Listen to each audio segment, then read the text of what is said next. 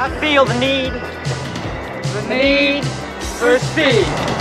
Alright guys, welcome to Spoiler Alert. I am Mike with Mike W Productions, as you may know, and this is my, once again, special guest, Eli Parker, with Parker Vlogging, right? Yes. Tell us about your channel, because you are back and they already know about mine. Well, like I've mentioned before in past videos, I do food reviews, going out to restaurants and doing reviews on that. Right. Traveling stuff, whole smorgasbord. Just check it out. Vlogging, destinations, Sometimes mostly with my girlfriend. Yeah. Sometimes you have your girlfriend or other friends with you. Yeah. It's pretty interesting. You're trying to niche down to doing that kind of stuff too, and this is just kind of a every once in a while thing on your channel, basically. Yeah, this is it's a newer thing for me. Okay, Testing the waters. Testing with the algorithm. We all know, I've talked to them about the algorithm before and how big of a pain in the butt it is. Yeah. Because we just did another movie called The Losers, which I'm having, again, YouTube problems, and so that will be coming at some point, but you'll probably be seeing this before that one. So, because we're not, this time we're not going to be watching the video with you guys. But if you guys have your own copy or you just want to see our reactions afterwards and our thoughts, you can either go and get yourself a copy or just wait in the next few seconds and we'll be back with our Top Gun review. So with that being said, here we go. I'm going to send you up against the best. Yes, sir. You two characters are going to Top Gun. I feel the need for speed. For 5 weeks, you're going to fly against the best fighter pilots in the world. You guys really are cowboys. I don't like you because you're unsafe. That's right. I am dangerous. The wild card flies by the seat of his pants. I guess when I see something, I go right after it. It takes a lot more than just fancy flying. Film in this school is about combat. There are no points for second place. Figured it out yet? What's that? Who's the best pilot? No, I think I can figure that one out on my own.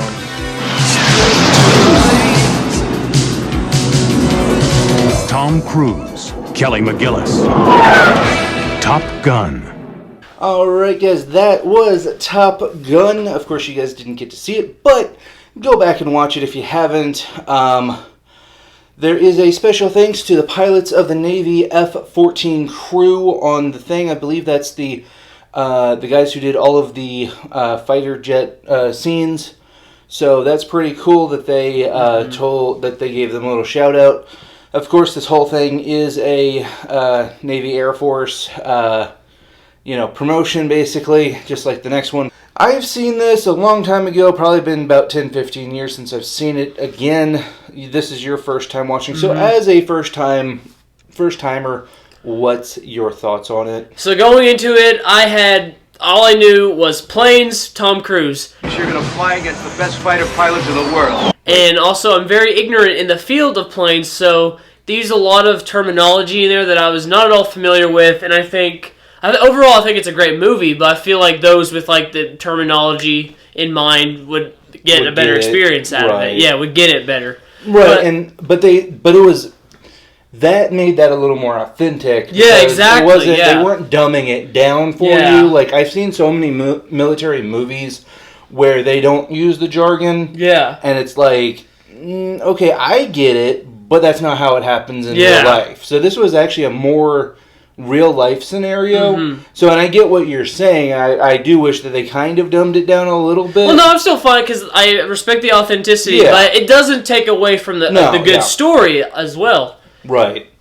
And that's the thing is, like, for me, it's some things I understood. Like, I knew what a MiG was because that's an old Russian fighter plane. Yeah. And that's the thing with this movie, too. When they first used MiG, I was like, what the crap? But then as the movie went on, it's like, oh, okay, I know what it is. Yeah. Eventually, some of these terms get explained. Especially when they have the helmets. They always show the face in the helmet. Yeah. And this was the 1980s, so we were technically, I think we were still in the Cold War until 87, 88. And even then, we were still kind of on the rocks with Russia. I mean, we still are. We're back again. So that's kind of interesting that Top Gun comes back while Russia's messing with Ukraine right now. Yeah, that is, yeah. They might not call that into reference, like they might not. Well, no. They might not be the bad guys that we're training against or something. I just hope that the next one's not a rehashing of this with new characters. Yeah. It's supposed to be him teaching new groups, a new group of people, new recruits, and so I hope that they don't just like kind of copy this. Even though I did see, you remember War Dogs? War Dogs, yeah. Okay, the massage guy. Mm-hmm. He's in that one, and he has the mustache like his friend did. Oh. So I'm kind of like, okay, are they doing a callback on that or what? They better not copy paste this. Yeah, because I'm like, I get it, but like, I don't want to just see like a rehashing of this exact story. And that a lot of the newest trend is now nostalgia baiting, where they'll come back with something old and it'll feature the main star of the old film. They've been doing that a lot. And so I hope they don't do that with this. Well, they're not just nostalgia baiting, they're doing a bait and switch too, especially with like the Star Wars stuff and some of the Disney stuff where they'll show you like, okay, what was the last one that did it? Moon Knight. It's like, oh, you're Moon Knight, but you're an idiot, and the woman's doing all the work. And I'm like, but we're here to watch Moon Knight, not Arab chick, what is it called? Egyptian chick who has powers now. Yeah. It's like, it's a bait and switch. I felt that with Doctor Strange too, but that's a whole different review right there. We can Top Gun. We can do Doctor Strange at another time. Yeah. Because and I get what you're saying because the America character. Yeah. And that's what's been bad about them, but I hope they don't do that where it's just like, oh, hey, I hope it's a good passing of the torch on the next one. And speaking of like this movie compared to like modern day stuff, right? Looking at this, the quality I think holds up because it's authentic with the planes and stuff. And my hopes and prayers is that we're not going to see a whole lot of CGI in this one. You have to remember this was film. Yeah, this was not digital. This was not, cameras like the one that I'm using, the A7S III. This is pure film, and you don't get to check your film. So if you screw something up, you either throw it away or you use it. Yeah. So because those film rolls cost a lot, that's why this movie was... Majority of the movie... Okay, for this one, I think the Air Force just kind of loaned them. Yeah. This, I don't know if they got charged for it, but that would have just made this like $1 billion movie. So you did say it had a lower budget, so that would it had a lower budget than movies nowadays. I guess if you calculate for inflation, then it might be around the same price as a mid to higher budget movie. But it's not like like In-Game where it's all blue green screen. That cost a lot to render. Oh, definitely. So I mean, it would have been maybe a closest movie I would say like maybe a War Dogs type budget, where you still have to put out kind of a bit, but it's not as big as like a mega movie like In-Game or something. Yeah, definitely.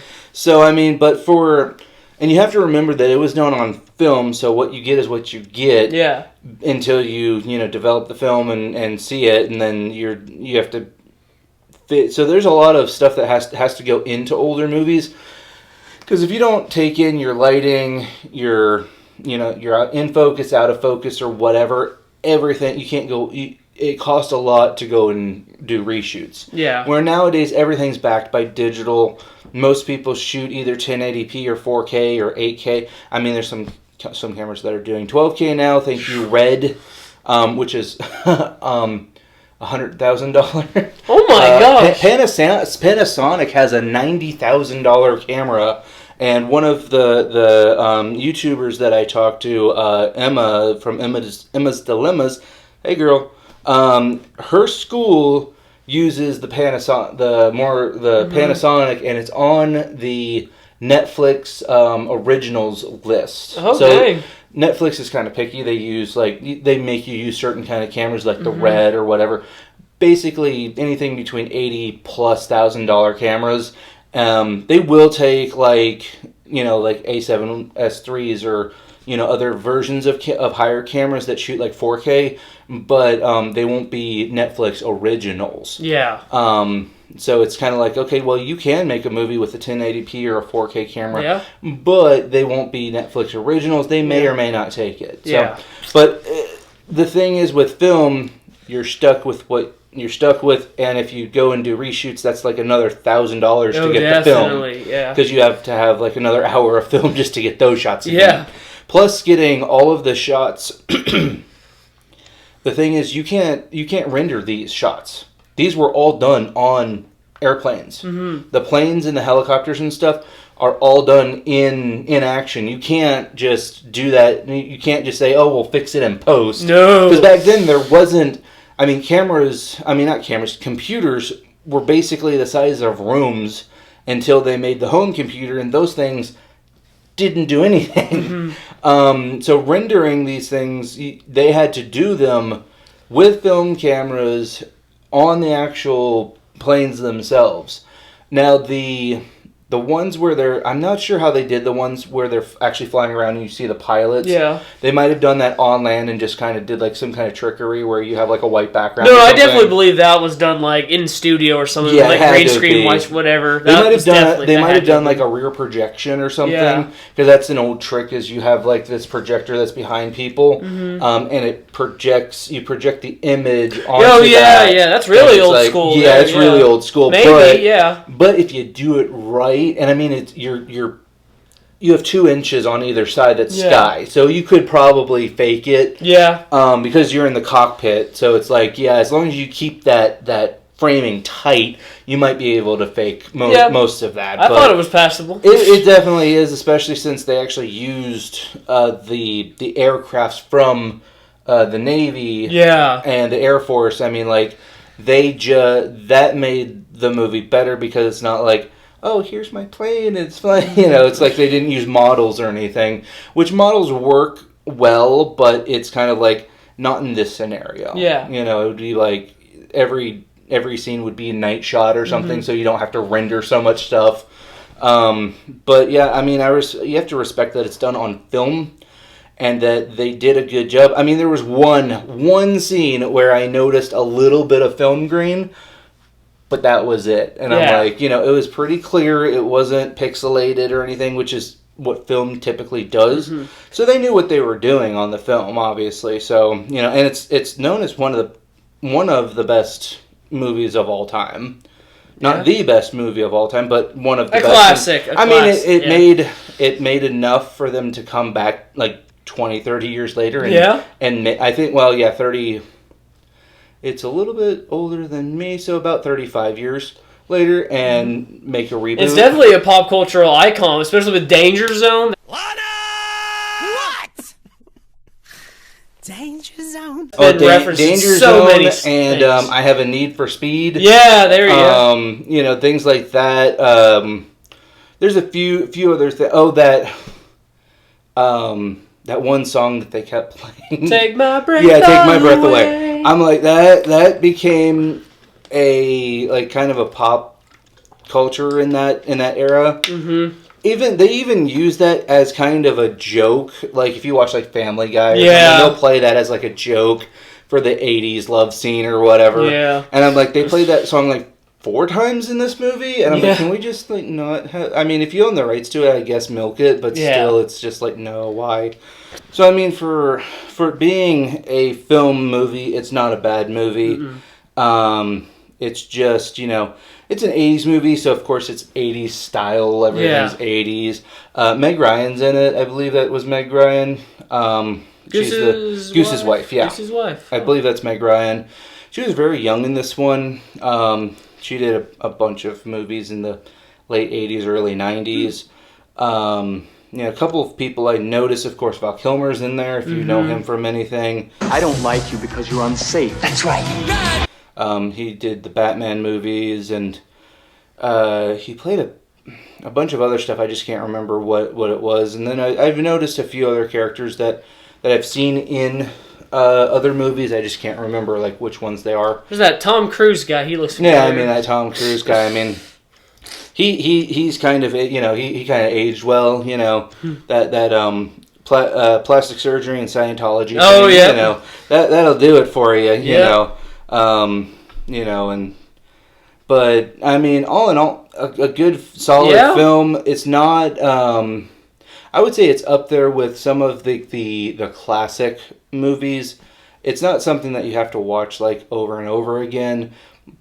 But I mean, for what it is, it's a pretty good movie. But you can tell me what your thoughts are on it. I want to talk a bit about the story because for the first half, I wasn't vibing too well. Didn't care for Maverick, who's the main guy. He's kind of an a-hole. I think what really made the movie, and spoiler alert, of course, was Goose's death. I think this movie definitely needed that because they did. That Maverick levity. this whole time, he's this cocky guy who doesn't really care as long as he gets the job done in his way. Right. But when Goose died, he finally learned that there's repercussions with his actions. Right. And I think that really changes his character, and I thought that really hooked me in. He definitely needed that wake-up call. that gut check on, your actions have consequences. Yeah, he's acting like he's immortal, and then he sees his best friend die, so that's a real Which, I mean, if you look changer. at that scene where he pulls the ejecting buttons, he hits the canopy. Yeah, I saw that. So the canopy, if you guys don't know what that is, that's the glass that goes over the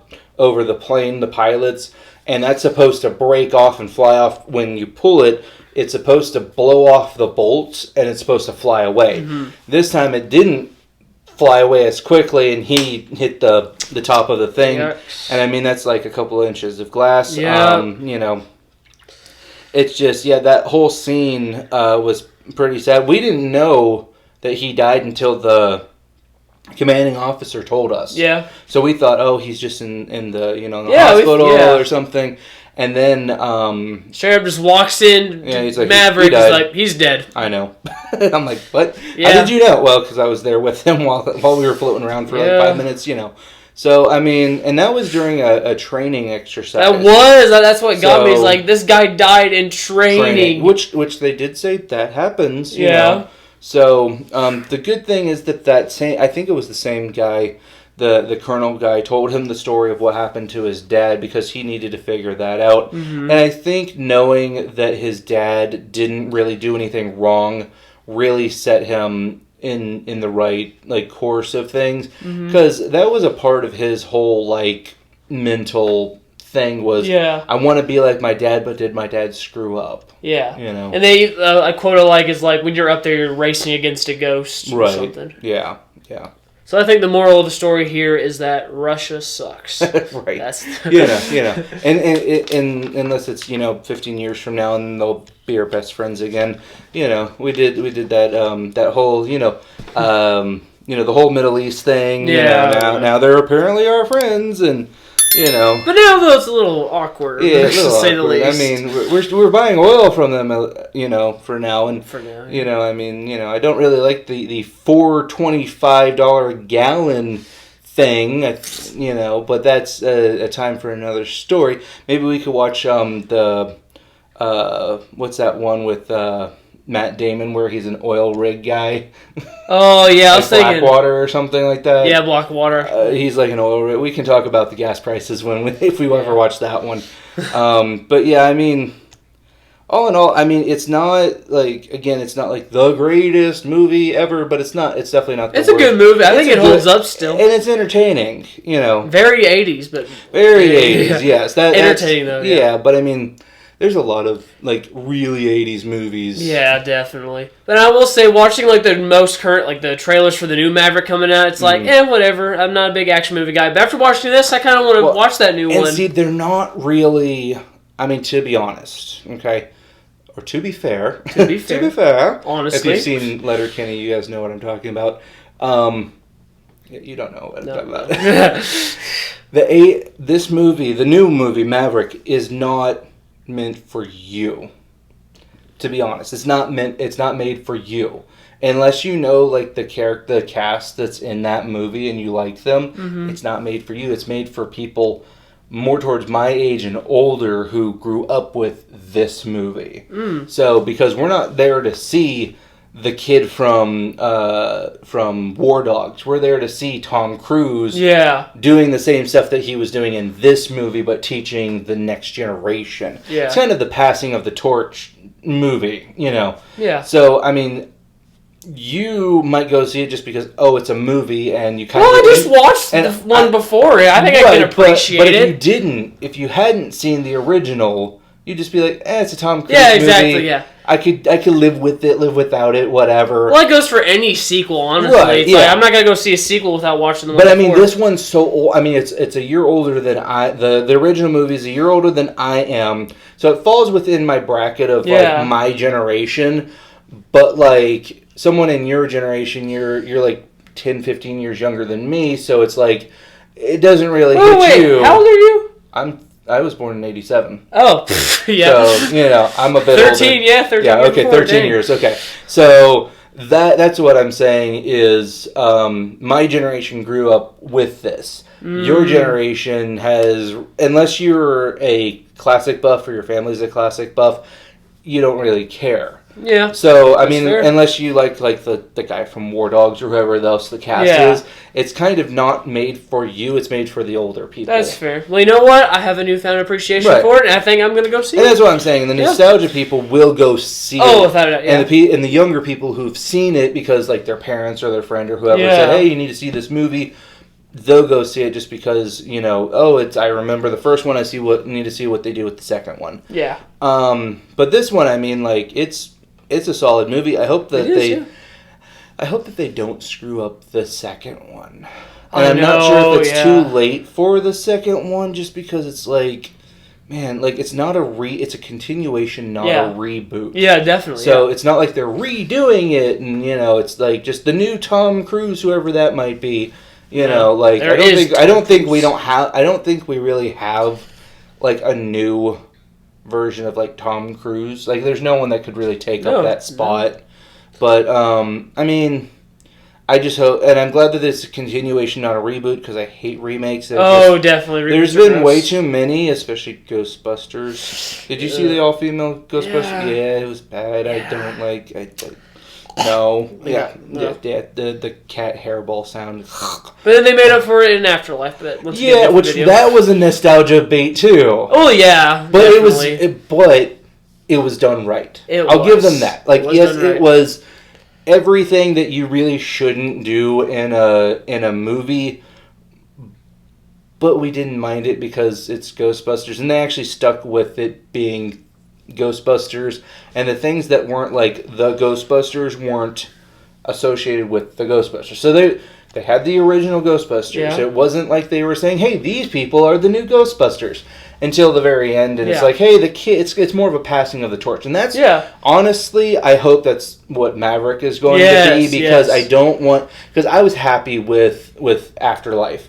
Because it wasn't a remake, it wasn't a reboot technically. It was a soft reboot with a passing of the torch, which I think they should do with Maverick, because it's like, yes, I'm here, but I'm giving this to you now. This is kind of becoming your thing. Yeah, it's not like, oh, I'm the. It's kind of like, remember the Star Wars, the new Star Wars stuff.